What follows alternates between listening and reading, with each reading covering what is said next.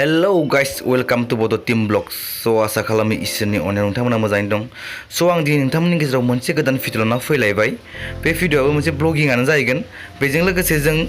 सासे लोगोखौबो लोगो हमहैनो होनदों बेयाव नोंथांमोननो आङो फुटबल गेलेनायखौबो देखायगोन आरो जों दायो थांदों कुलुकुन्दा पार्ट 3 नि लकेसन नायनो माने एक्सननि लकेसन लकेलावनो जागोन स' नोंथांमोना भिडिअखौ नायलांदो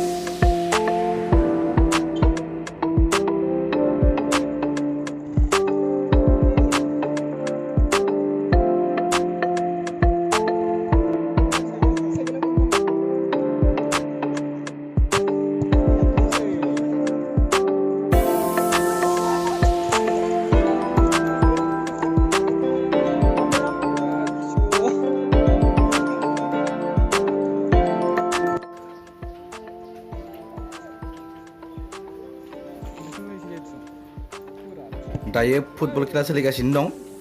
खेलाया जाहैबाय काटाजार एफसि पिएस निमुवा एफसि स' नोंथांमोनाबो नायदो लकडाउननि उननिफ्राय माने लकडाउनाथ' गुबुन गुबुन जायगायाव जागासिनो दं दा जोंनियाव गैथ'ला बेखायनो आं दा फुटबल खेला नायनो फैदो दिनै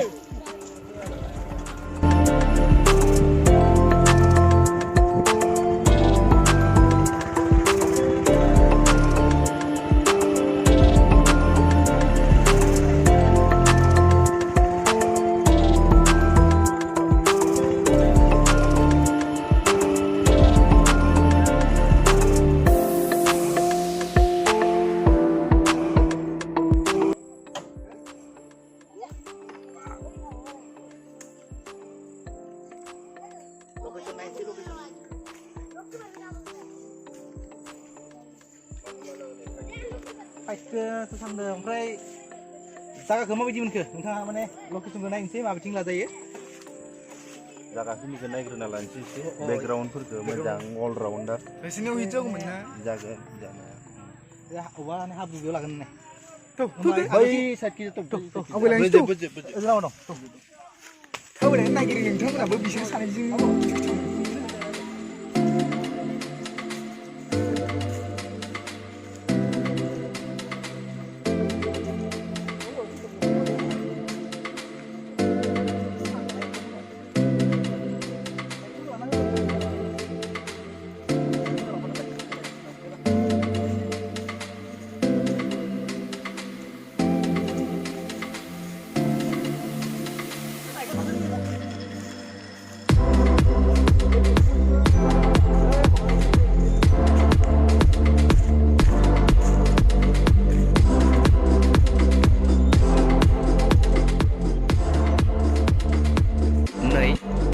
जोंनि कुलुकुन्दा पार्ट 3 नि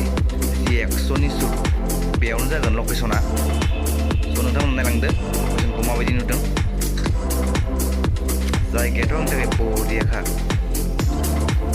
अखा हानानै खायसे खायसे जायगाफोरा हाब्रु जाजोबना दं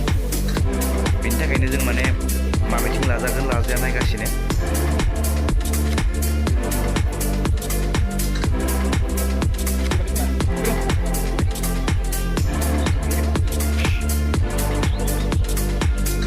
हाब्रुखौ माथो इबासि एसकालेटिं माखा